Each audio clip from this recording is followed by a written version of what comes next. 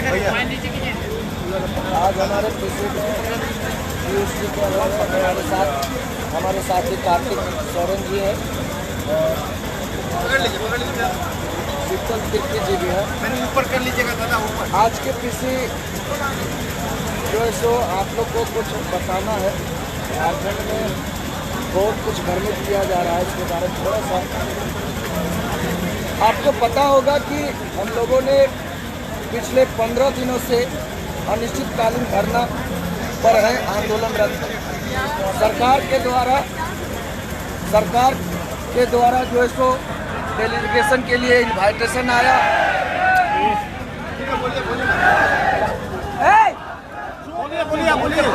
और जो है सो हम लोगों का पहली वार्ता सरकार के डेलीगेशन से कल संपन्न हुआ। पहली वार्ता में हम लोगों ने अपनी मांग को विस्तार पूर्वक बताया, तार्किकता के साथ बताया कि हम लोग कौन कौन सी एग्जाम को रद्द करने का मांग कर रहे हैं और क्यों मांग कर रहे हैं। हम लोग सीबीआई और ईडी का जांच का मांग क्यों कर रहे हैं, हम लोग रिफॉर्म्स का बात क्यों कर रहे हैं। सरकार की जो डेलीगेशन थे उन्होंने हमारी मांग को बहुत अच्छे से सुने और उन्होंने बोला कि ठीक है, आपकी मांग पर हम लोग जो है मुख्यमंत्री जी के पटल पर रखेंगे और विचार करेंगे और दूसरी वार्ता के लिए आप लोग को बुलाएंगे। आपको पता है आज दिन भर क्या चल रहा है सरकार के तरफ से। आज जो दिन भर हम लोग जो देखे हैं, हम लोग को बहुत नाराजगी है। झारखंड के संपूर्ण जिला के छात्र नौजवान अपने हक और अधिकार के लिए एक मंच पर पिछले 15 दिन से अनिश्चितकालीन धरना, अनिश्चितकालीन रूप से आंदोलनरत है। वो मंच है जेपीएससी जेएसएससी रिफॉर्म्स मंच, जो यहाँ अभी आप लोग हैं। लेकिन जब हम लोग कल वार्ता कर लिए, हम लोग का जो डिमांड था, सारे डिमांड को सरकार को दे दिए। उसके बाद सरकार क्या गेम खेल रही है कि आज जो है तो लगभग 6 से 7 संगठनों की ओर से उन्होंने ज्ञापन लेने का काम किया। आप ज्ञापन क्यों ले रहे हैं? आपको जब पता है कि छात्र नौजवान जो है तो जेपीएससी जेएसएससी रिफॉर्म्स मंच के तहत यहाँ आंदोलनरत है, तो आप ज्ञापन किससे ले रहे हैं? जो संगठन घर में सोया हुआ है उससे ज्ञापन ले रहे हैं, जो संगठन कहीं आंदोलन नहीं कर रहा है उससे ज्ञापन ले रहे हैं, उससे आप बुलाकर ज्ञापन ले रहे हैं। आपका मंशा क्या है? आज हमारे साथी राहुल जी मरने और जीने की स्थिति में सदर अस्पताल में है। हमारे 3 साथी अभी यहाँ भूख हड़ताल पर है। अगर इन लोगों को कुछ हो गया तो इसका अकाउंटेबिलिटी कौन तय करेगा? हमारे साथी जो है तो ये बोल रहे हैं कि हम जो भूख हड़ताल पर बैठे हैं ये सिर्फ अपने लिए नहीं बैठे हैं, इस झारखंड के नवनिर्माण और विकास के लिए बैठे, झारखंड के लाखों हजारों छात्रों के लिए बैठे हैं। और ये सरकार गेम खेल रही है हम लोग के साथ। जब हम लोग ने कल ये तार्किकता के साथ बताया कि हम सभी छात्र जो है एक मंच पर है, जिस मंच पे हम लोग को राजनीतिक का बू आई थी, उस मंच को हम लोग बहिष्कार करके इस मंच पे आए हैं, तो आप जो है विभिन्न संगठनों से क्या ज्ञापन ले रहे हैं हमको ये जानना है। एनओसीआई से ज्ञापन ले रहे हैं। एनओसीआई क्या है? एनओसीआई कांग्रेस का छात्र विंग है। वो क्या मांग करेगा सरकार से? वो क्या मांग करेगा सरकार से? और अगर मांग करेगी तो एनओसीआई को आज सड़कों पर क्यों नहीं देख रहे हम लोग? जेएमएम के छात्र मोर्चा से आप ज्ञापन ले रहे हैं। जेएमएम के छात्र मोर्चा सरकार से क्या मांग करेगी? और अगर हम मांग करेगी तो छात्रों के लिए वो आंदोलन क्यों नहीं है? बहुत नाराज है हम लोग, बहुत हताश है सरकार की इस उदासीन रवैये से। सरकार गेम करके ये चाह रही है इस आंदोलन को 2-3 भागों में बांट दे। ये कह दे कि कुछ छात्र वहाँ है, कुछ छात्र उस संगठन में। लेकिन हम आप लोग के माध्यम से बता दें कि झारखंड का संपूर्ण छात्र एक मंच पर है और अपनी आवाज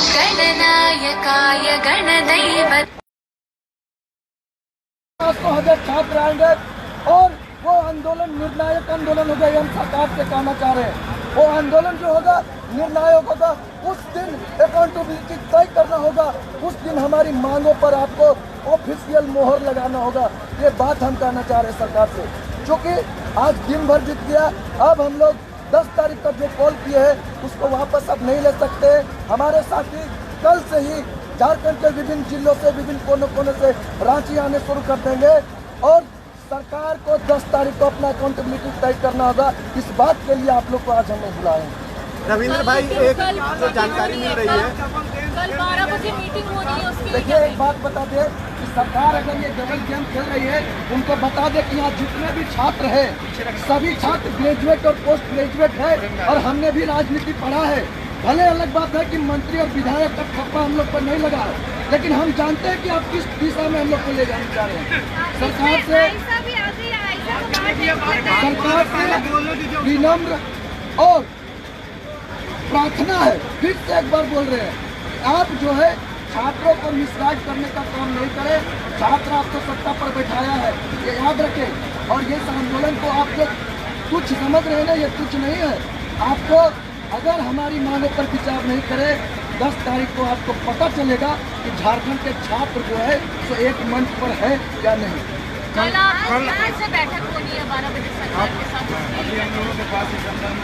अगर ये सूचना आप लोग को आ जाती है, कल 12 बजे के आसपास आप लोग से दूसरी वार्ता करने की बात कही गई है, अगर ये सूचना आप लोग तक आती है तो आप लोग जाएंगे, क्या करेंगे?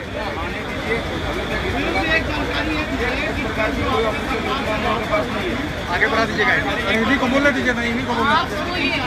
आप बोलिए रविंद्र जी। हम लोग का जो वार्ता हुआ उसके संदर्भित में सरकार से कुछ कराया है, वो संदेश नहीं आया।